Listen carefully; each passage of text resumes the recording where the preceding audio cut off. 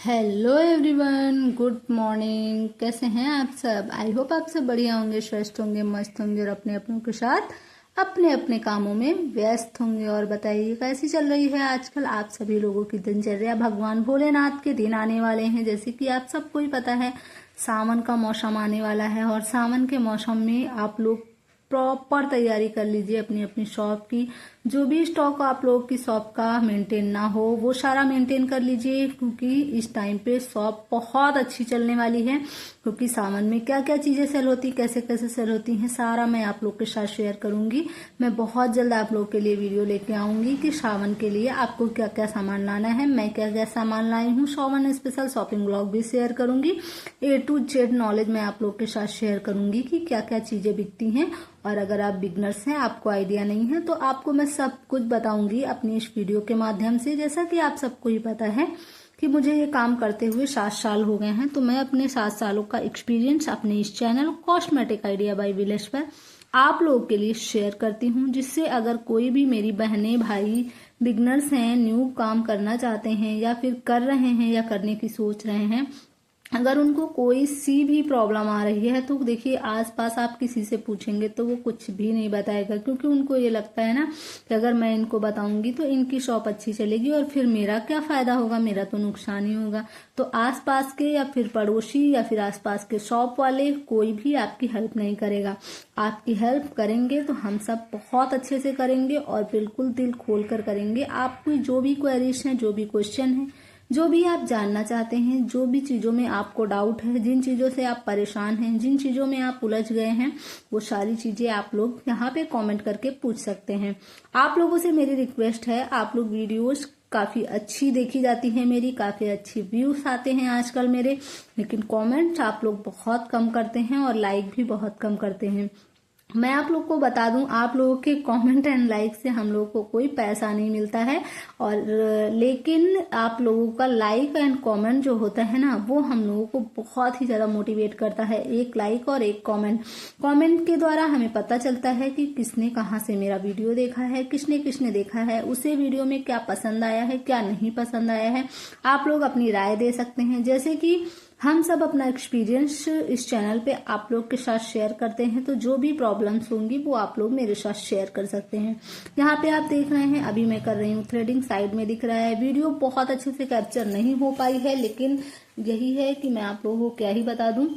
सब लोग वीडियोस में आना पसंद नहीं करते हैं और सबको बता के मैं फोन भी नहीं लगाती हूँ। नॉर्मल से मुझे आराम से ऐसे ही फोन रख देना होता है कि किसी को पता भी ना लगे कि वीडियो शूट हो रही है और वीडियो भी मेरी बन जाए। और उसका जितना कम से कम हो सके उतना कम से कम मैं रिवील कर पाऊँ, लेकिन बता पाऊँ आपको अच्छे से। और बिना दिखाए बिना बताए आप लोग को समझा पाना थोड़ा सा पॉसिबल नहीं होता है, इसलिए मैं हल्का हल्का सा कैप्चर कर लेती हूँ। तो प्लीज आप लोग वीडियो को माइंड मत कीजिएगा, आप लोग मेरी बातें सुनिएगा और समझिएगा, जिससे मैं आपको बहुत ही ज्यादा मोटिवेट करूंगी।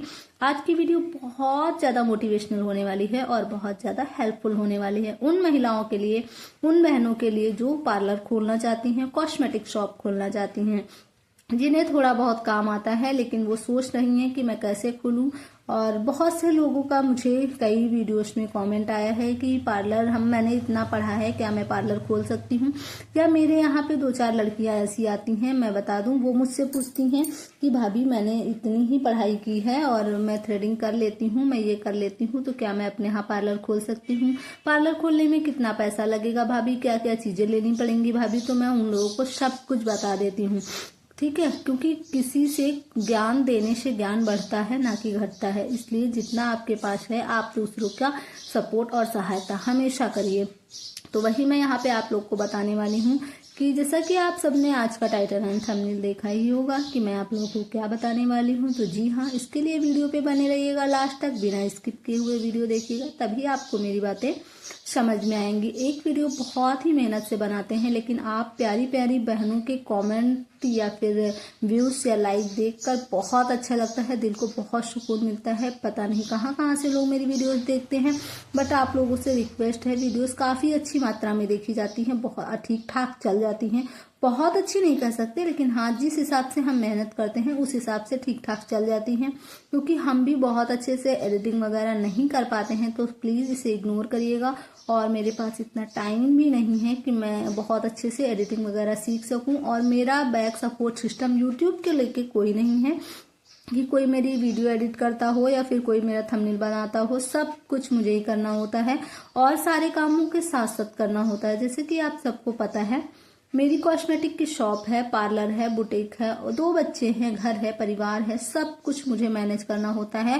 क्योंकि मैं अपने घर में सिंगल हूँ, इस वजह से मुझे बहुत ज़्यादा दिक्कतें आती हैं, लेकिन मैं सब हंसते हंसते कर लेती हूँ। और इस पे मैंने कदम रखा है, तो इस पे भी मैं जमी रहना चाहती हूँ, मैं पीछे नहीं हटना चाहती। हाँ कभी कभी नहीं हो पाता है, लेकिन मैं बहुत ट्राई करती हूँ कि मैं रिदम बनाऊंगी कि मैं 3 महीने कंटिन्यू वाईटी पे काम करूंगी बिना एक भी दिन स्किप किए हुए। लेकिन फिर भी पता नहीं क्यों भगवान क्या कैसे हो जाता है कि एक न एक किसी न किसी रीजन से स्किप हो ही जाता है। बट आगे से मैं जरूर से जरूर कोशिश करूंगी कि ऐसा ना हो पाए, जिससे कि आप सबको मेरी वीडियोस भी रोज मिले। और जो मेरी वीडियोस देख के मोटिवेट होता है, जिसकी हेल्प होती है, वो होती रहे और आप लोग भी हमसे कुछ सीख कर अपने काम की तरफ आगे बढ़ते रहें। अगर आप लोगों को मेरी वीडियोस में कोई भी त्रुटि, कोई भी मिस्टेक, कोई भी बातें ऐसी हैं जो नहीं अच्छी लगती हैं, तो आप मुझे कमेंट में बता सकते हैं। आप प्यारी प्यारी बहनों और भाइयों के सपोर्ट से ही हमारा ये चैनल है, तो आप सब प्लीज ऐसे ही अपना प्यार एंड सपोर्ट बनाए रखा करिए। तो आज का जो टॉपिक है उसकी तरफ चलते हैं कि कैसे कितना पढ़ा लिखा होना जरूरी होता है। क्योंकि मुझसे मेरे यहाँ की ही लड़कियां, मेरे यहाँ पे जैसे पहले स्टाफ वगैरह जो काम करती थी, बहुत ज्यादा पढ़ी लिखी नहीं है, कोई 8th पास है, कोई हाई स्कूल है और कोई इंटर है, कोई बीए है, इस तरीके की लड़कियां हैं। तो कहती हैं भाभी क्या हम खोल सकते हैं, क्या हम कर सकते हैं, हम तो इतना ही पढ़े हैं, तो क्या हमको ये सब चीज आ जाएगा। तो मैं उनसे यही बोलती हूँ, हाँ बिल्कुल आ जाएगा, बस आप लोगों को थोड़ा सा ध्यान से काम करना होगा। आपके काम सफाई मांगता है। आजकल के समय में देखिए, डिग्री कोई नहीं मांगता है, काम मांगता है। कहीं आप काम के लिए, प्राइवेट जॉब के लिए जाएंगे, डिग्री आपकी कितनी भी हाई फाई हो, लेकिन अगर आपका एक्सपीरियंस नहीं है तो वो फिर आपको नहीं लेते हैं। हर जगह पे एक्सपीरियंस मांगता है, इसलिए इस काम में भी एक्सपीरियंस मांगता है।